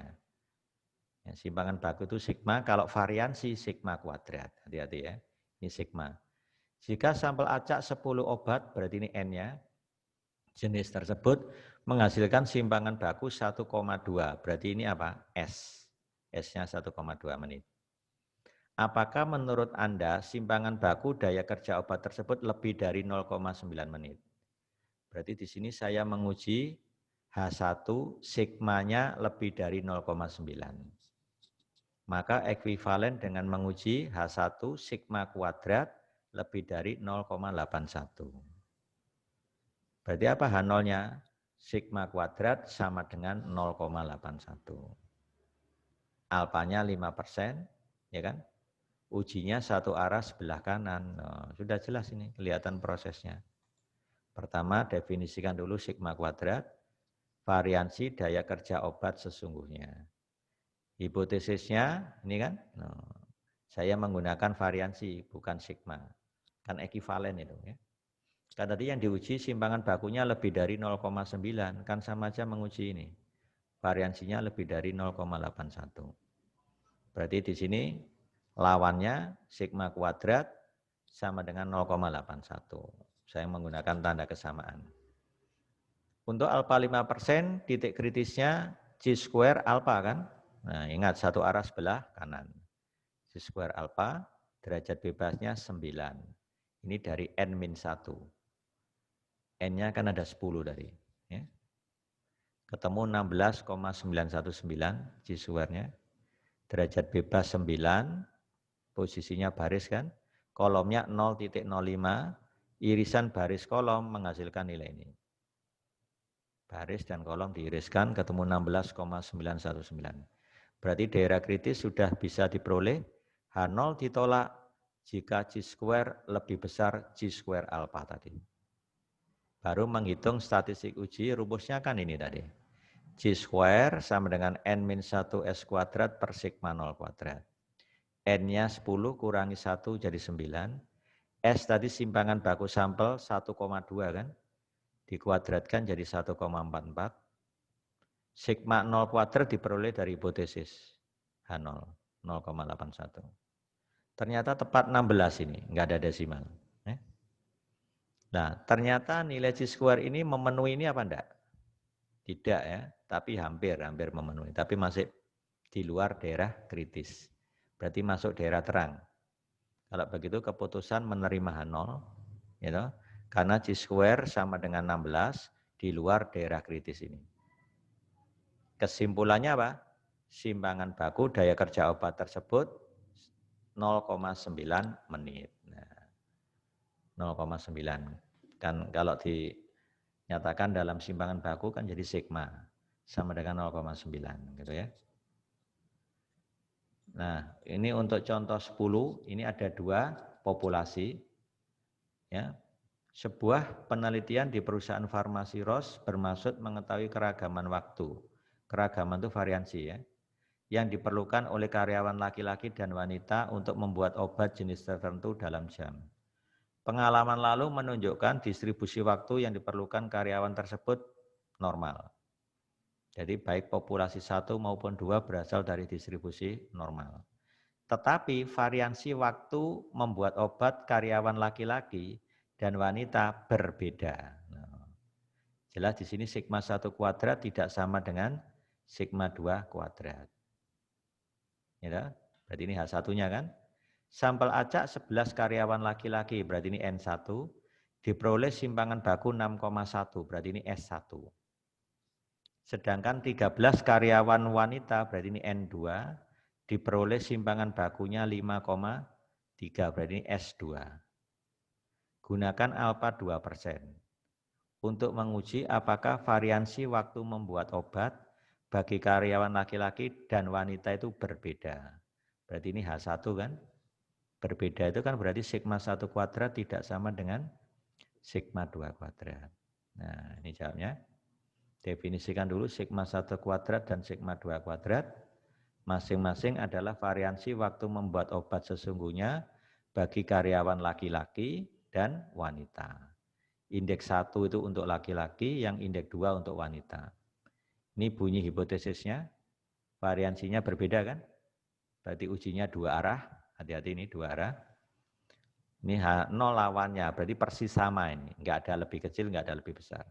Karena di sini tidak sama dengan, lawannya jadi persis sama dengan. Masukkan datanya, N1 11, S1 6,1. N2-nya 13, S2-nya 5,3. Untuk alfa 2%, maka titik kritisnya F alfa per 2. Derajat bebas pembilang V1 10. Dari mana ini? N1 dikurangi 1. Ya. Derajat bebas penyebut berarti V2. Ini dari N2 dikurangi 1. N2-nya kan 13. Ini tinggal buka tabel F. Nanti pilih yang 0,01, V1-nya 10, V2-nya 12, iriskan baris dan kolom, maka ketemu 4,3. Ya, sudah. Nah, berikutnya cari dulu juga F1 min alfa per 2.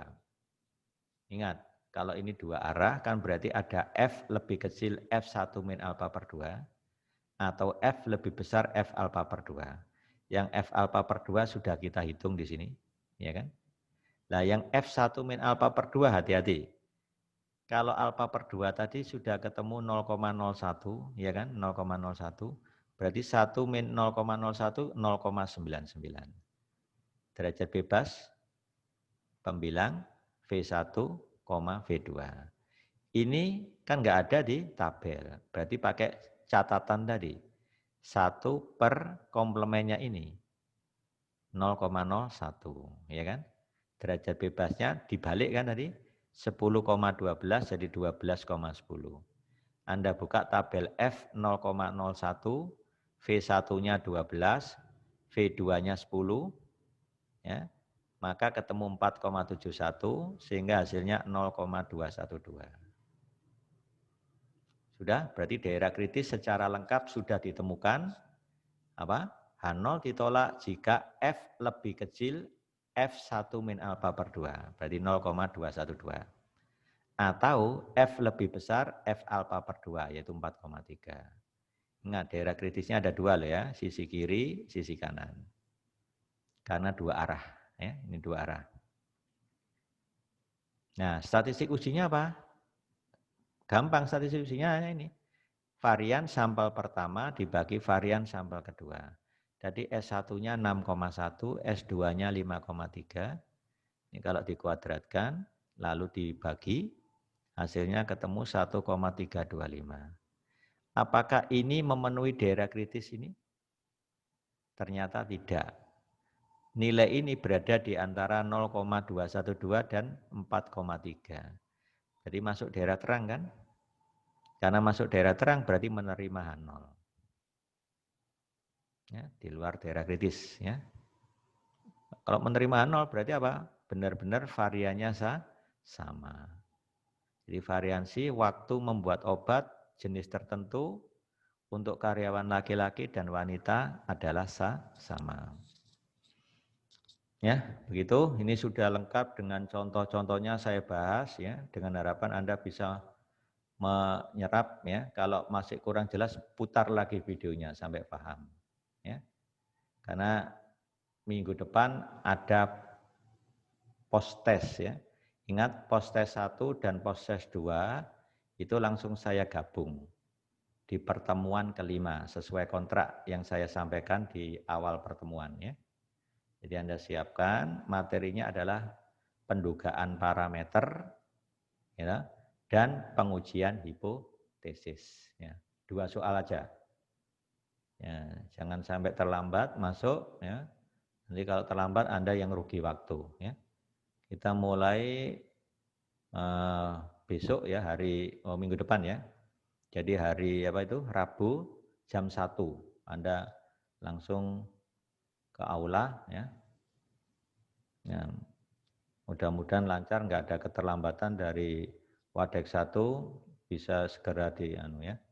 Nanti kerjakan di aula, Anda ngerjakannya menggunakan kertas kosong ya. Nanti kerjakan di situ, Anda foto, kemudian diupload ke aula. Ya. Anda pikirkan teknisnya, jangan sampai terlambat ngirim. Ya. Karena setiap soal itu ada waktunya. Ada jeda waktu. Lebih dari waktu yang ditentukan berarti Anda nggak bisa ngirim, dianggap tidak mengumpulkan post test. Ya. Itu dong, perhatikan waktunya ya. Oke, saya kira sampai di sini saya akhiri. Assalamualaikum warahmatullahi wabarakatuh.